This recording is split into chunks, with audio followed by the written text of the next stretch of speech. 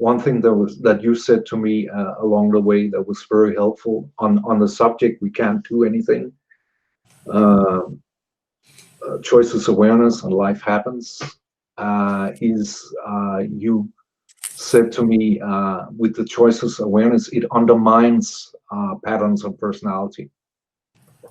So that helped me a lot. That even though I'm not in control here, when choices awareness sees something, it actually starts to undermine the pattern of the personality. So that was great for me to hear.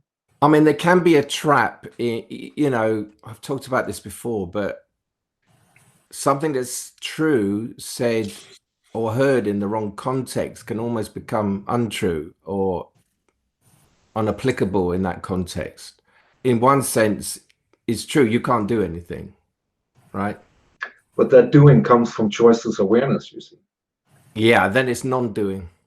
Exactly. Yeah. But it could look like personality doing. It's something I talked with you about many times.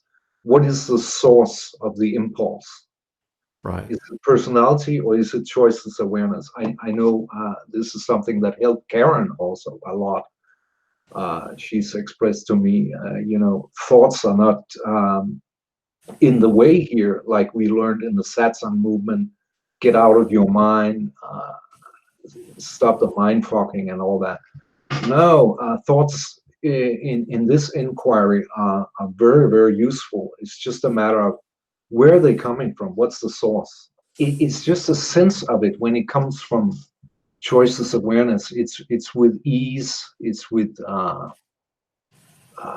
curiosity, unattachment.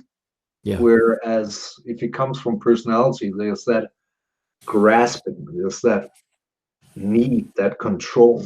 So you can That imagine choiceless awareness might tell you to meditate every night for 2 hours. It could do, you know, and if it did, it would be the right thing. yeah, yeah. But if the personality said, you got to meditate, come on, you're not doing enough, you know, are you really serious about this? All that shit, you know, that's a different thing. It's not going to help anything. Well, it's going to keep you occupied. And maybe give you the impression that you're doing something. Yeah. So in a way, you know, there's nothing you can do, but there is a process of what happens in this that I've observed, which is that as choiceless awareness, and Bo just kind of described it, as choiceless awareness gets stronger, the personality is seen through more and more, and you become more and more free of it, and the identification one day drops away. So I'm coming to understand that what I'm doing here, because I've not really been out in that spiritual world for a few years, and so I wasn't really aware what was going on. And I'm coming to understand that what I'm doing here is actually very practical. What I came to understand later on was how the connection with you brought to life choices awareness. It was like uh, it's like personality awareness takes up the whole space, and then I worked with you bit by bit. It was more and more and more choices awareness guiding the whole process here.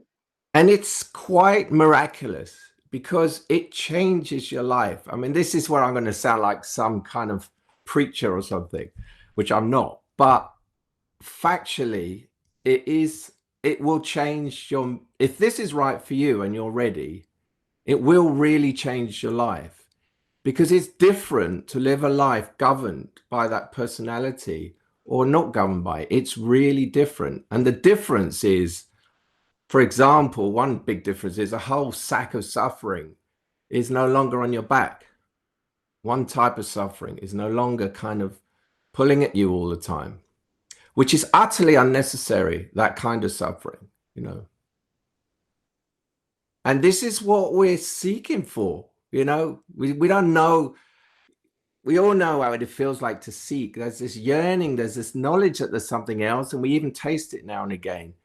but really we don't really know usually when you're seeking, like, what the hell it is. And this is very practical kind of foundations of what it is, the foundations of it.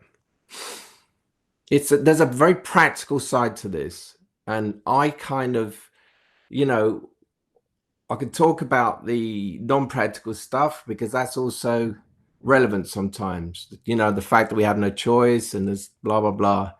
You know, there's a time when that's necessary to talk about that.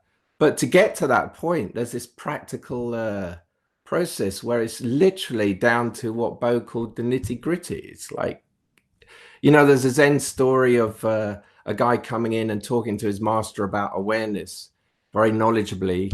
And the master says to the student, which side of the door did you leave your umbrella?